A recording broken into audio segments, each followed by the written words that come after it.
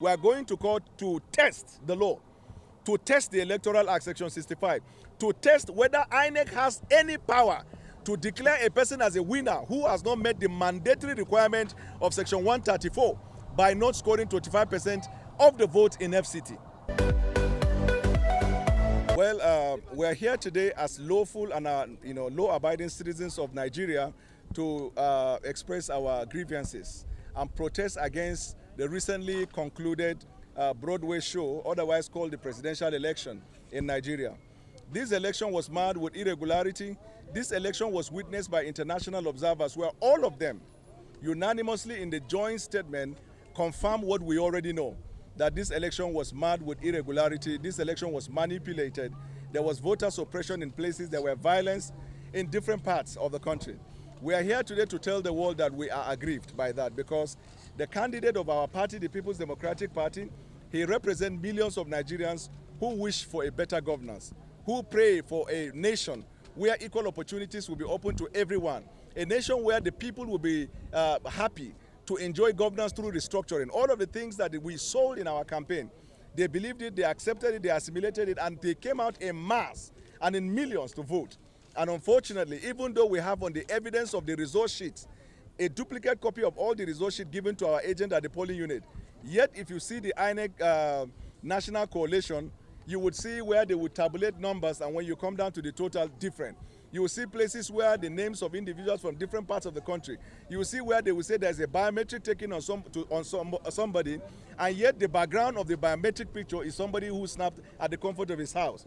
You will see where they sow the stronghold of PDP and they create violence so that people will not come out to vote. These are some of the problems that has now informed our decision to come here and to tell the world democracy is under threat.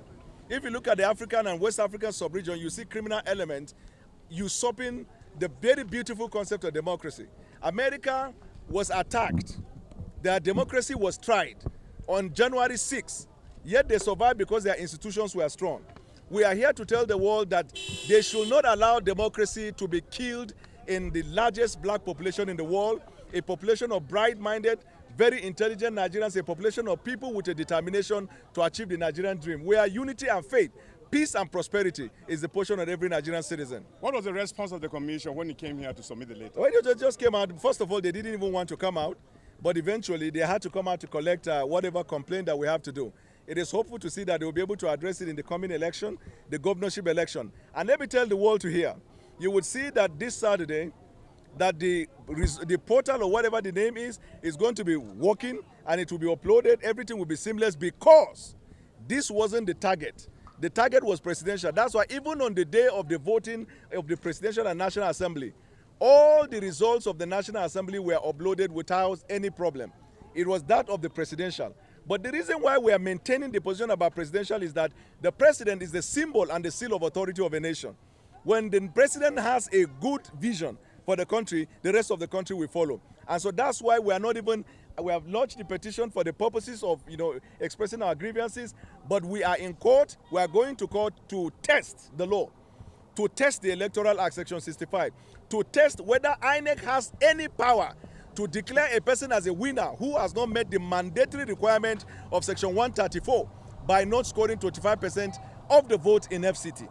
All of these were drawn to the attention of the chairman. He ignored it. He was in a hurry to demonstrate what he wants to demonstrate, and he did that. But here we are today, and we're going to test it in court, and we're hopeful that the judiciary in Nigeria will do the right thing. Judiciary will rise to occasion. They will become the court of law and the court of public policy and the court that believes in true democratic ideals and will restore the democracy that we all yearn for. I believe that the judicial branch of the government will rise to occasion. I'm hopeful that if the evidence, and we sure have many, are tabled before them, the court will arrive at a decision that is necessary for us. Thank you.